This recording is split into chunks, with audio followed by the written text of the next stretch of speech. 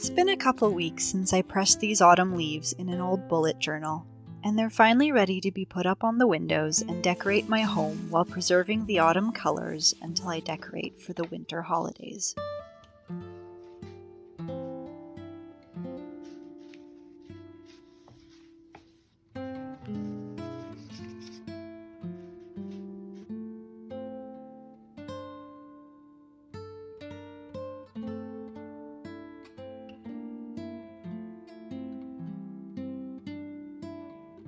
I enjoy going for walks in the forest for the quiet time to reflect and get inspired.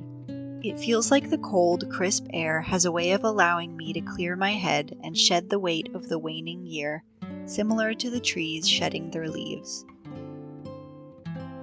After every mindful stroll in nature, it feels like I emerge with a deeper sense of understanding of my surroundings and of anyone I'm walking with, even if that is just myself and my dog. On this particular walk, I found myself reflecting on a podcast interview I listened to recently with existential psychotherapist Sarah Kubrick about how to find yourself when you're feeling lost. And I wanted to share some of my key takeaways and connections with you today. They actually started off by discussing how the common term of finding yourself implies that there is only one true version of yourself and that it is constant and unchanging, which is very passive. But it feels much more empowering to stop thinking about it in terms of trying to find yourself and instead realize that you are constantly in the process of creating yourself.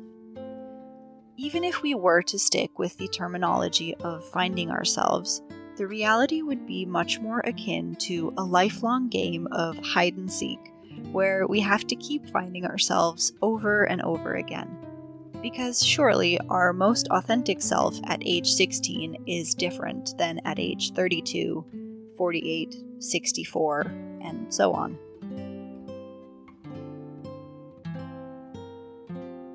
There's a duality where there can be parts of ourselves and our personalities that are so intrinsic and essential to our identity that they remain unchanged throughout the years, while at the same time who we are evolves over time.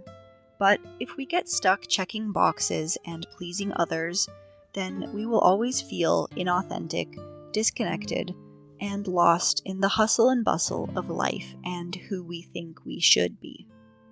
And remember, it's okay to feel lost at times and not to know what you want to do with your life, because it's a blessing that you haven't fully internalized someone else's idea of what you should do and who you should be.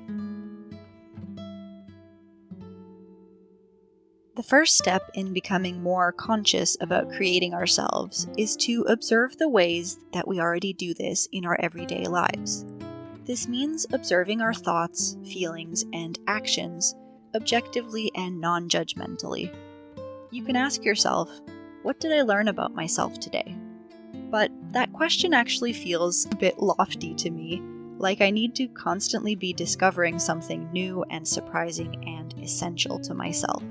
But a way of rephrasing it that feels more accessible to me is, what did I notice about myself today?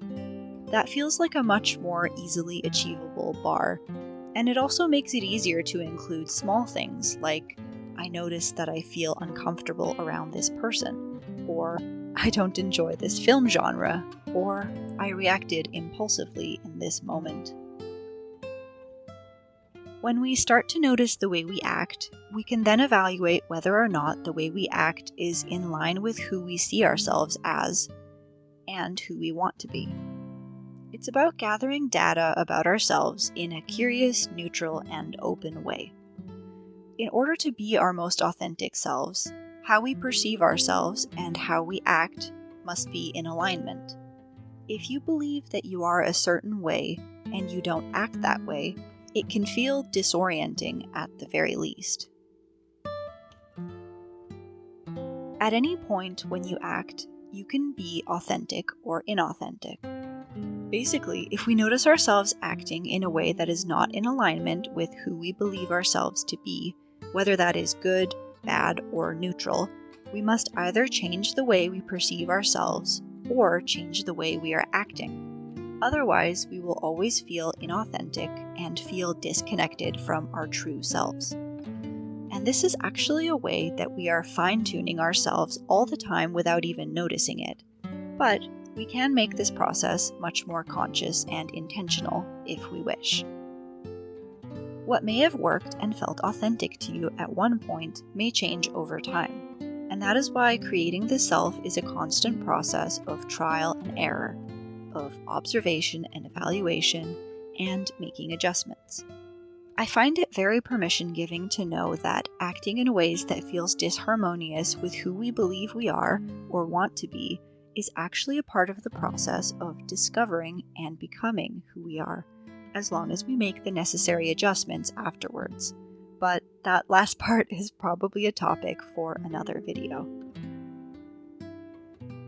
At any rate, I find it exciting to think that we are constantly creating and getting to know ourselves. And it also means that we can spend a lifetime getting to know the other people in our lives because they are changing as well. Life really is a big adventure. Thank you for joining me on mine, and I'll see you next week.